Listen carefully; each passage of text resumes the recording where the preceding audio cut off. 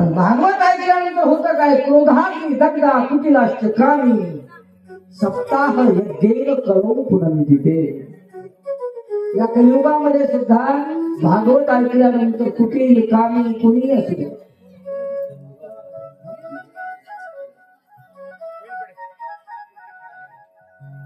आणि मग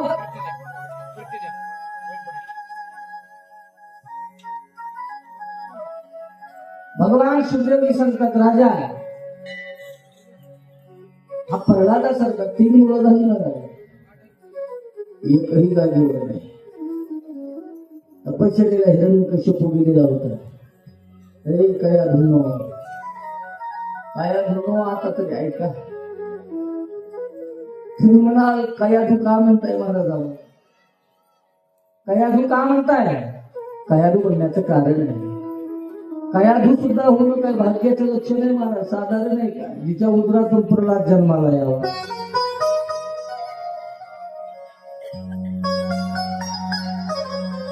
जन्माला आल्याबरोबर इंद्र यावा, इंद्रानं मारण्यासाठी.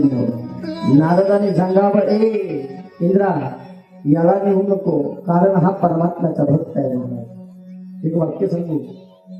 प्रारंभामध्ये ज्याच्या जीवनामध्ये संकट आहे, प्रारंभात ज्याच्या जीवनामध्ये संकट आहे, संकटावर संकट हिरण्यकश्यपू यावा आणि त्याला कळावं आपल्या मुलाला, आपला मुलगा आहे की नाही आपला मुलगा, आपल्या मुलाला आपण 5 वर्षापर्यंत संगोपन केलं पाहिजे. म्हणून 10 वर्षाचा झाला की आपल्यापासून तुम्ही वेगळं केलं पाहिजे, आणि 16 वर्षाचा झाला की तो पुत्र नसतो, तो आपला मित्र बनत असतो.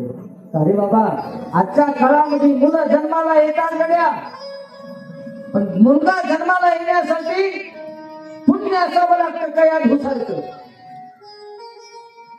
पतिदुष्ट दुराचारी असताना सुद्धा त्याच्या घरी जर कदाचित प्रल्हादासारखा बालक जन्माला येत असेल, महाराज किती भाग्यवान तुला आहे महाराज.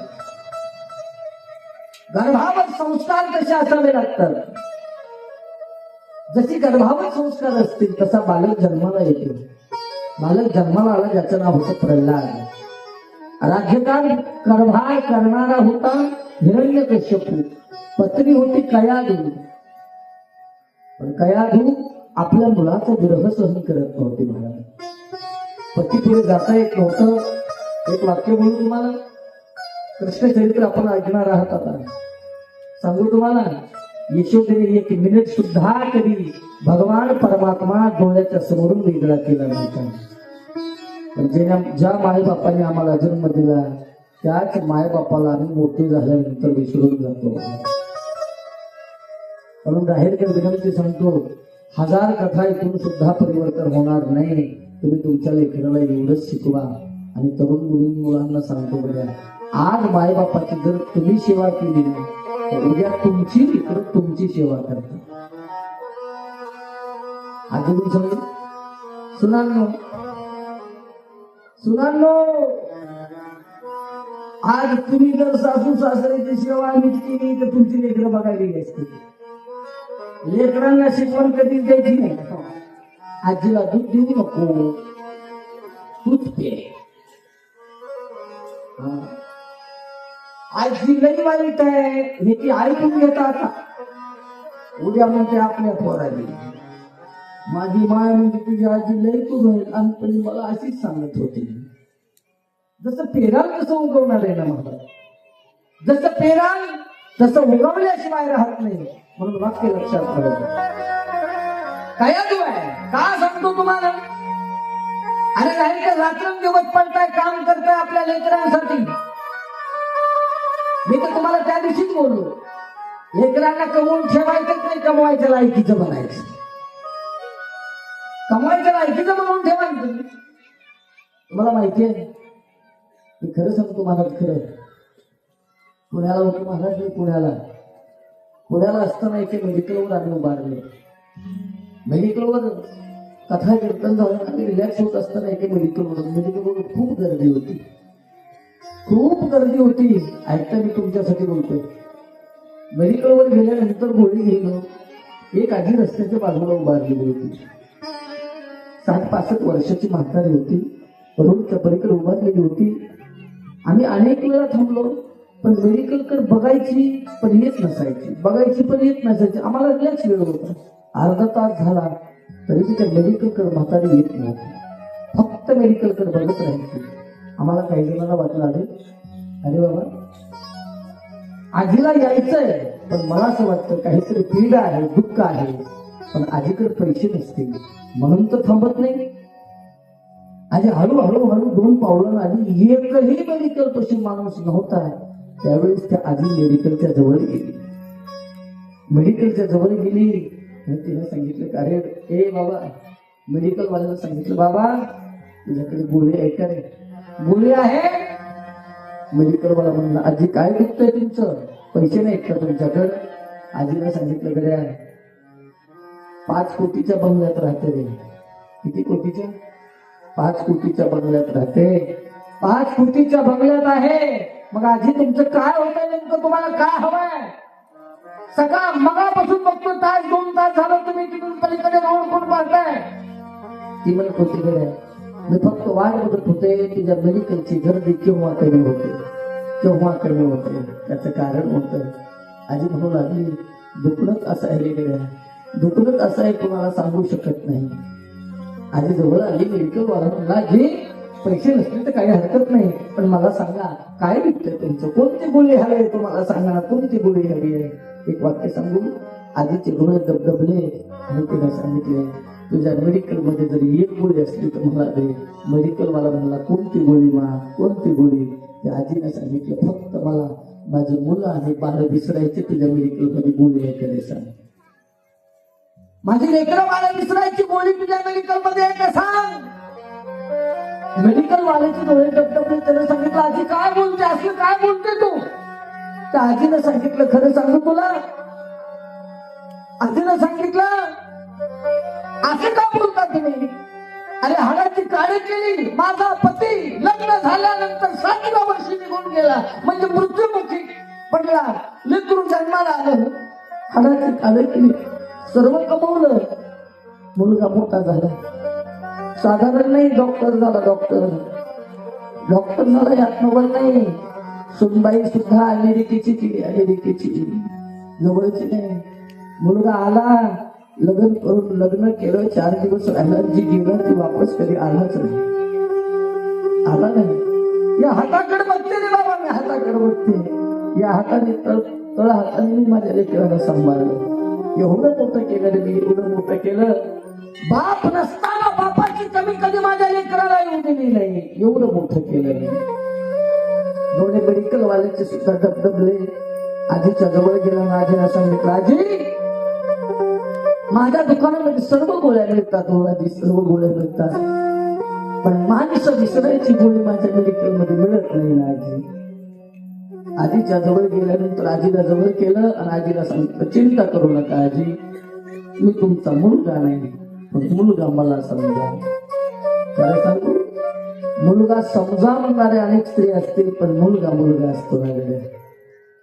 ज्या महिनं 9 दिवस 9 रात्री गर्भामध्ये सांभाळलेला असतो मुलगा असतो ना गड्या. म्हणून एक वाक्य सांगतो, जीवनामध्ये तुम्हाला नाही काहीच करता आलं तरी चालतंय, फक्त माय बापाचा सांभाळ नीट करा. कथितला सिद्धांत हाच आहे ना महाराज.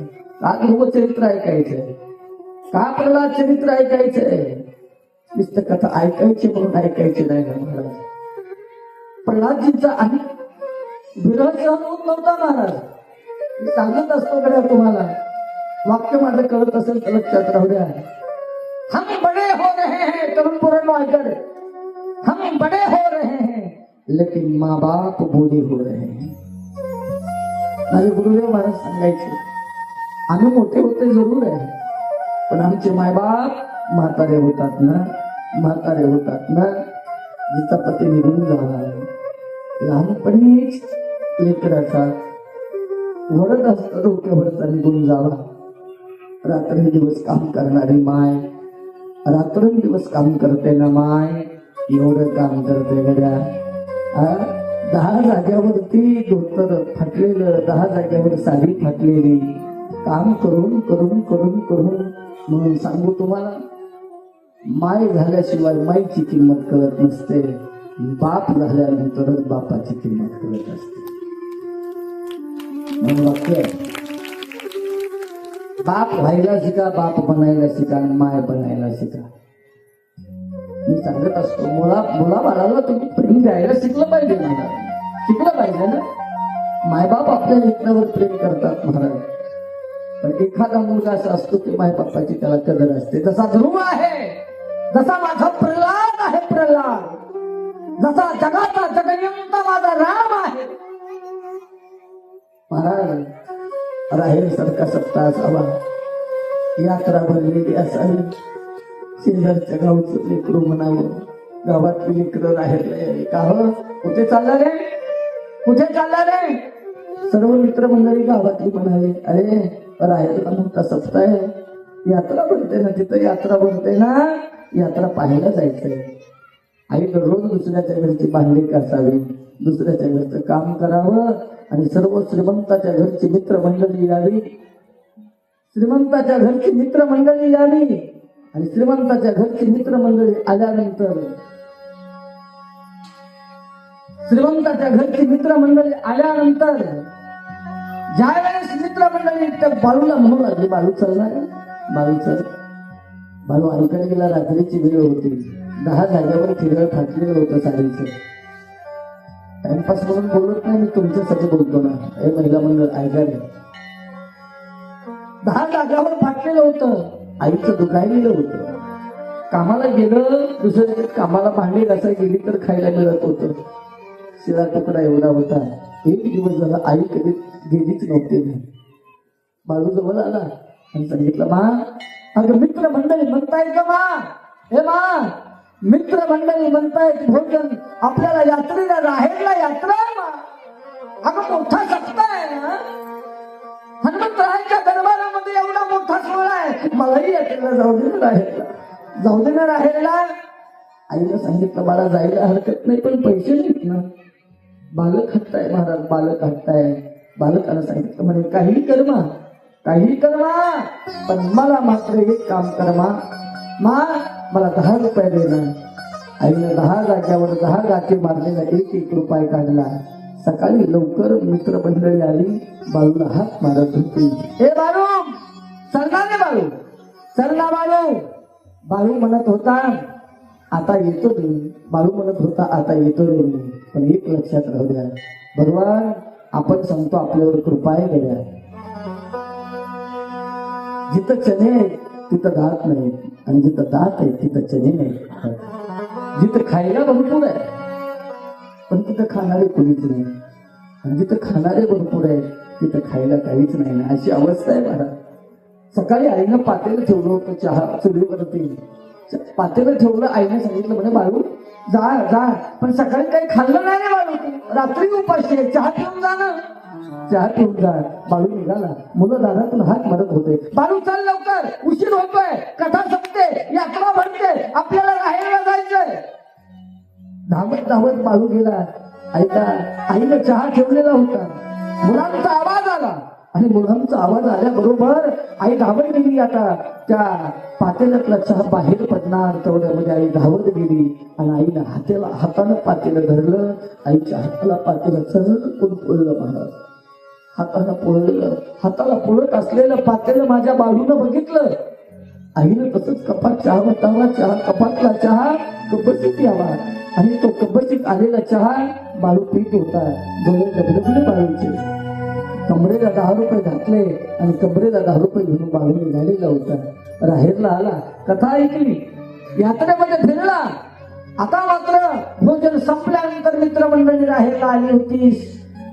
भोजन संपलेलं होतं, आणि मग यात्रा करत करत करत सर्वीकडे खेळू लागली. मित्रमंडळी म्हणली, बाळू हे बाळू चल ना काहीतरी खाऊ. बाळूला सांगितलं, गड्या माझ्या आईनं सकाळी इतकं पोट भरून खाऊ घातलं ना, इतकं पोट भरून खाऊ घातलं ना, आता मात्र मला भूक नाही. मित्रमंडळी सर्व खायली. बाळू एका दुकानात गेला. ऐका मी काय बोलतोय. बाळू एका दुकानात गेला, आणि दुकानात गेल्यानंतर बाळूने एक वस्तू विकत घेतली. वस्तू विकत घेतली, कमरत खोकून बाळू निघून घरी आला. बाळू घरी आला, आई जवळ बाळू गेला. बाळूची आई समोर उभी होती. आई जवळ गेल्याबरोबर आईला मिठी मारली बाळू. आईला मिठी मारल्याबरोबर आईच्या डोळ्यातून अश्रूच्या धारा वाहिल्या. बाळूला जवळ केलं. का रे बाळू, का म्हणतो बाळू, सांग ना बाळू. बाळूच्या डोळ्यातून अश्रूच्या धारा वाहत होत्या. बाळूच्या डोळ्यातून अश्रूच्या धारा वाहत असताना बाळूला आपल्या आईचा हात घेतला. हात घेतला ना हातावरती एक एक थेंब बाळूच्या डोळ्यातला पडत होता. डोळ्यातला थेंब पडत असताना बाळू पडत होता. मा, हे मा, माझ्या आईला सकाळी चहा देत असताना हे पातेलं पोळलं ना मा. मा पोळलं ना. आता मात्र माझ्या माईला कधीच पातेलं पोळणार नाही मा. आता पातेलं पोळणार नाही मा. बाळूनं कमरेत हात घातला आणि कमरेत हात घातल्यानंतर बाळून आपल्या हातामध्ये 10 रुपयाची वस्तू आणली होती. कोणती वस्तू आणली होती माहितीये तुम्हाला? कोणती वस्तू होते? आपल्या बाळूनं आपल्या आईसाठी 10 रुपयाची पकड आणली होती. पकड आणली. आपल्या आईच्या हातावर बाळूनं टेकवली. आईच्या डोळ्यातून अश्रूच्या धारा वाहिल्या. डोळे डबडबले महाराज आणि बाळूला आपलंसं करून घेतलं. ऐका, एक प्रेम असा आहे, एक वर्ग असा आहे की मुलगा आईवरती प्रेम करतो. एक वर्ग असा आहे मायबाप आपल्या लेकरावरती प्रेम करतात. आणि एक वर्ग असा आहे मायबाप प्रेम करतात गड्या, पण लेकर बघा आपल्या मायबापावर प्रेम करतात का नाही हे मला माहिती. म्हणून जाहीर करायला तुम्हाला विनंती आहे, या कथेचा संदेश एकच असेल.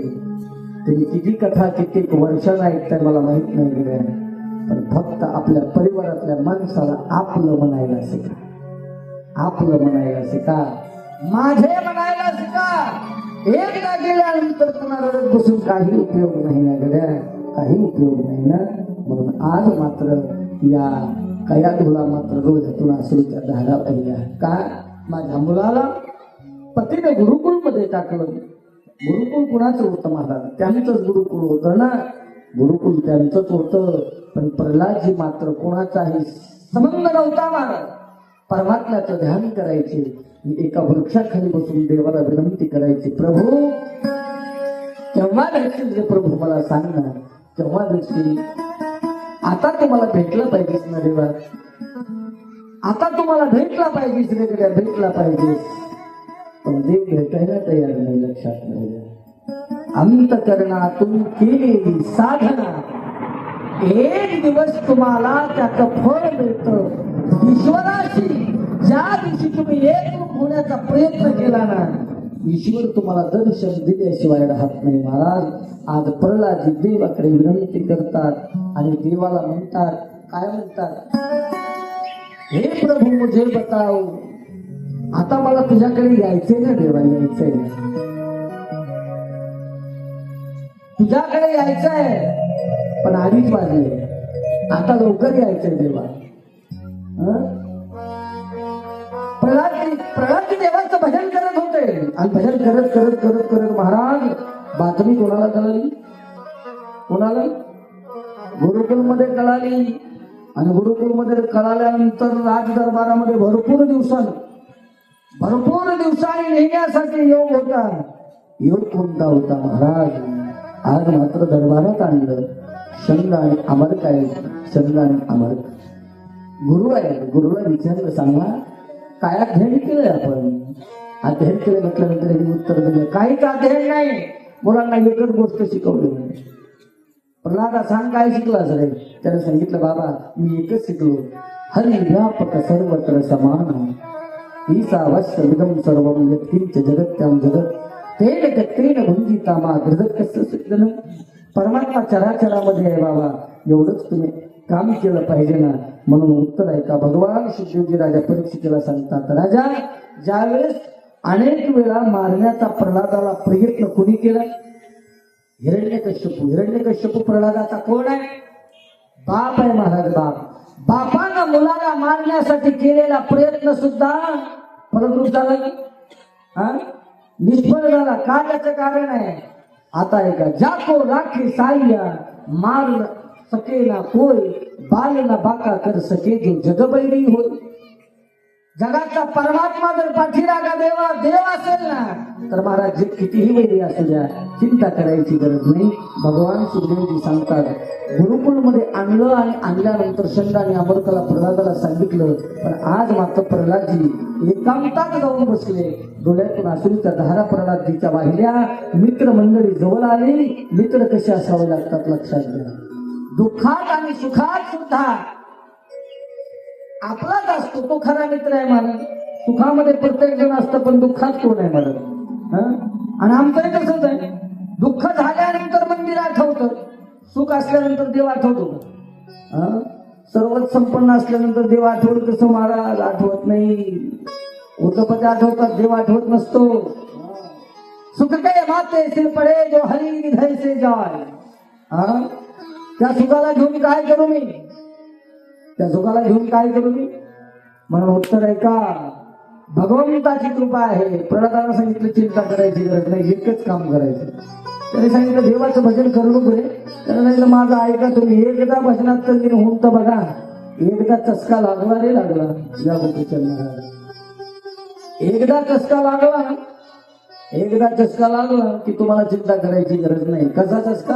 भ्रम आणला, टाळ आणला, सर्व साहित्य आणलं. आणि सर्व साहित्य आणल्यानंतर एकत्र मंडळी झाली. आणि झाली एकत्र मंडळी झाल्यानंतर ते सर्व मंडळी काय करू लागली महाराज? प्रल्हादासोबत मग्न झाली. म्हणजे माझ्यावर विश्वास आहे, माझ्यावर विश्वास तुमचा आहे. राहेरकर, तुमचा माझ्यावर विश्वास आहे? भजनात सामर्थ्य आहे, भजनात सामर्थ्य आहे महाराज. कोणतं सामर्थ्य? कोणतं आहे? प्रल्हादजी सहित सर्व म्हणू लागली, भजन गाऊ लागली. काय? नारायण नारायण श्रीमन नारायण नारायण नारायण नारायण